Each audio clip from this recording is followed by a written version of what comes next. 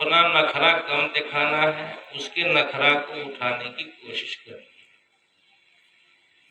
خدا جب حسن دیتا ہے، حسن ہے اس کے پاس تو نخرا اٹھانا ہے۔ بغیر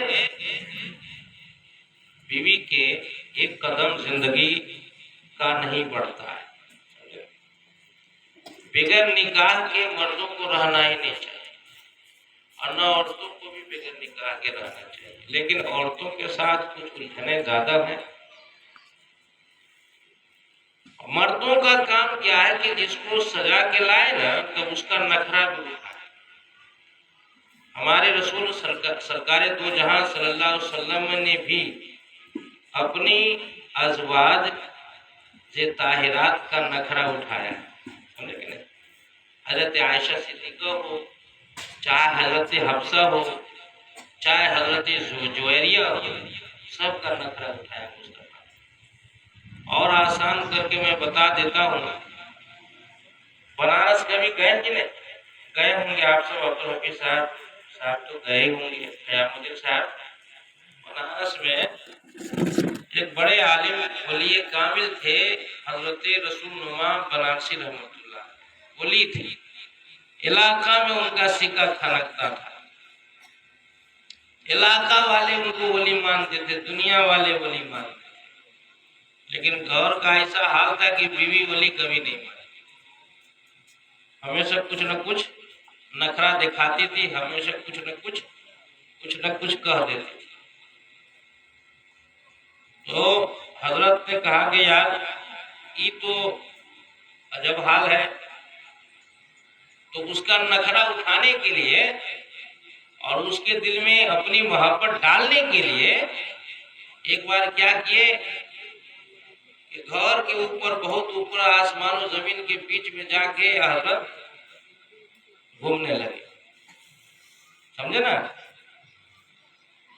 تب نیچے سے دیکھتے کہ اچھا یہ نہ ولی ہے جو چھت اوپر آسمان زمین کے بیچ میں ہوا میں تیر رہا ہے، یہ نہ ولی ہوا۔ ہمارا میاں بھی کہتا ہے کہ ہم ولی ہیں، ولی تو یہ نہ ہے۔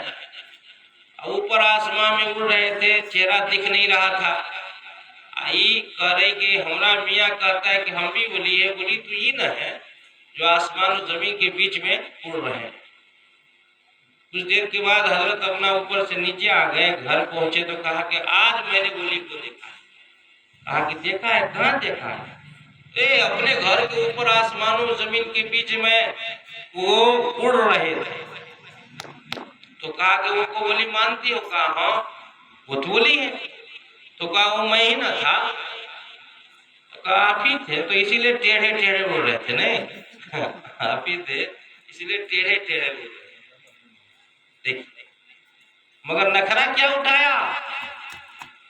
اپنی بیوی کا نخرا اٹھایا، اس پر ڈنڈے نہیں اٹھایا، گالی نہیں دیا، بات نہیں کہا، گھر سے نہیں نکالا، ہنس کر کے مسکرا کر کے رہ گیا۔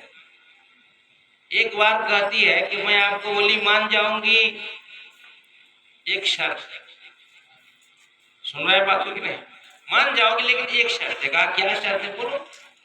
کہا رسول پاک صلی اللہ علیہ وسلم کی زیارت کروا دیجیے، رسول اللہ کا دیدار کرا دیں گے نا تو میں مان جاؤں گی کہ واقعتاً آپ ولی ہیں۔ تو کم بڑی بات نہیں کیا؟ تو جو آسمان و زمین کے بیچ میں اڑ رہے تھے پاورفل تو تھے ہی، اور جو پاورفل ہوتا ہے کچھ نہ کچھ تو پاور کا استعمال کرتا ہی۔ آپ حضرات کے پاس بھی پاور ہے تو آپ لوگ بھی استعمال کرتے ہیں، جو پاور رکھتا ہے وہ پاور استعمال کرتا ہے۔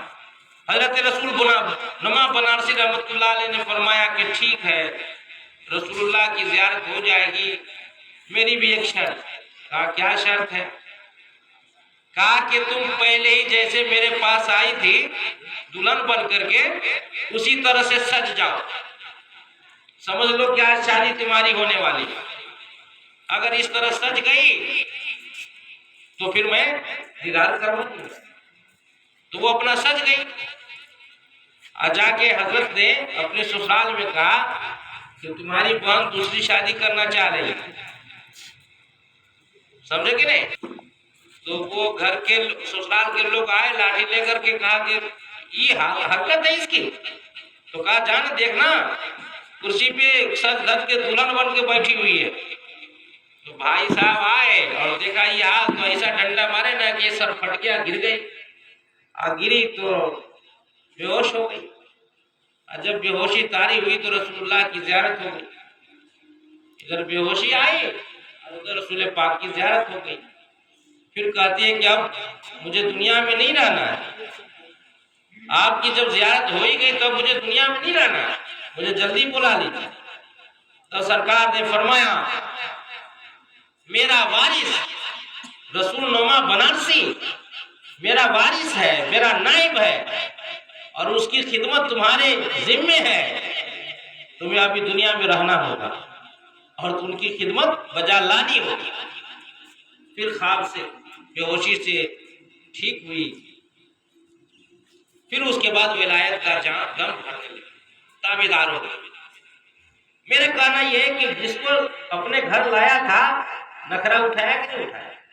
تو آپ شادی کر کے لائیں گے تو نخرا نہیں اٹھائیں گے کیا؟ بات بات پہ پوچھنا نہیں. میرے آقا صلی اللہ علیہ وسلم